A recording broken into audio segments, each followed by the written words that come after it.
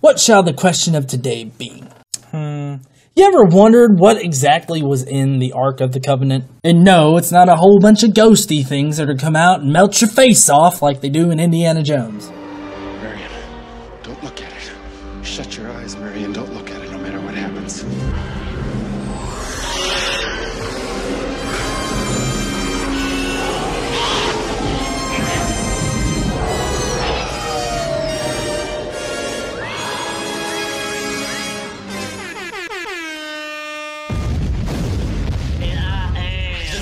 Engineer, a conscious pioneer, a logic general, a reason brigadier.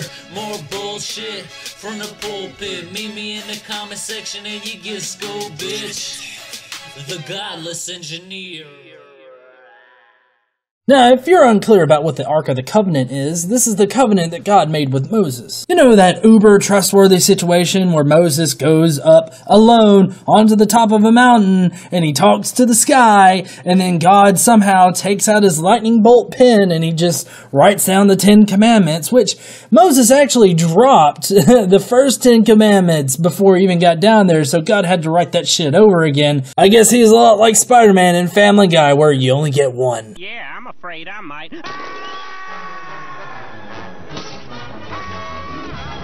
Wow, thanks, Spider-Man. Everybody gets one. Tell him, Peter. Apparently everybody gets one. Bingo. I mean, come on, God killed a guy just because later on with this whole Ark of the Covenant thing, like some guy tried to save the Ark from like falling and shit. Nope, God lightning bolts his ass. Kind of like Zeus. So if you don't get what I'm pointing out here, it's a shady as shit situation. Anyways, well, if you knew your Bible dogma, you would know that it's completely split on what was exactly in this golden box of uncertainty.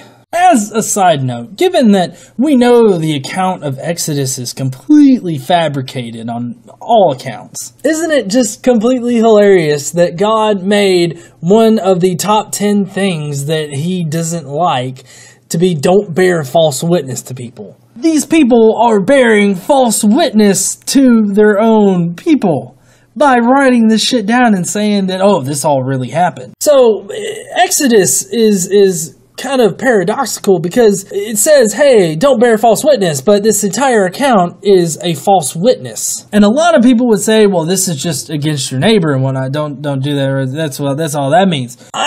No, it's still bearing false witness because these people aren't writing a brochure to send out to others in hopes that they'll come over to the religion. That's not what this is. This is for the person that already believes in the Bible. I mean, sure, they use it to convert people, but I mean, it's written for as a guide for those who believe in the faith. So you are therefore bearing false witness and then saying don't bear false witness. I mean, we should really expect this out of the book, but I just find that's a funny realization of mine. If you're wondering why I'm going off on tangents and shit, the Bible really isn't too descriptive of what's in the covenant.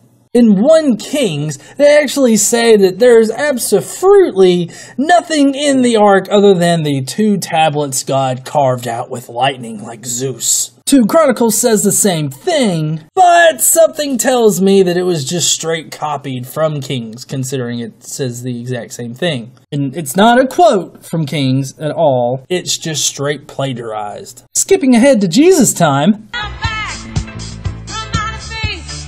in Hebrews, it actually says that there's a ton of more stuff in the ark rather than just 2 magically carved tablets. Yes, 2 stones etched by lightning is fucking magical. The ark in Hebrews had every fucking thing that a young Jew in waiting would be wanting. A golden censer, whatever the fuck that is. The ark was overlaid with a whole bunch of fucking gold. And a golden pot complete with manna. Which, by the way, if you don't know, the manna in the Bible is actually a bunch of bug shit that people would rub on their faces and then say that God mandated it.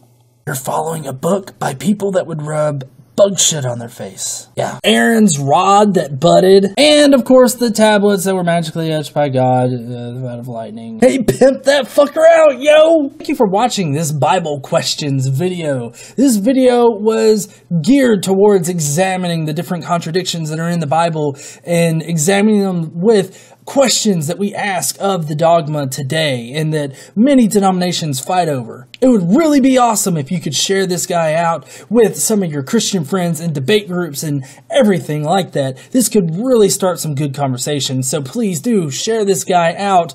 Get people talking about these questions. And this is your first time here, go down there and subscribe to this motherfucker, and don't forget to like after you shut me off.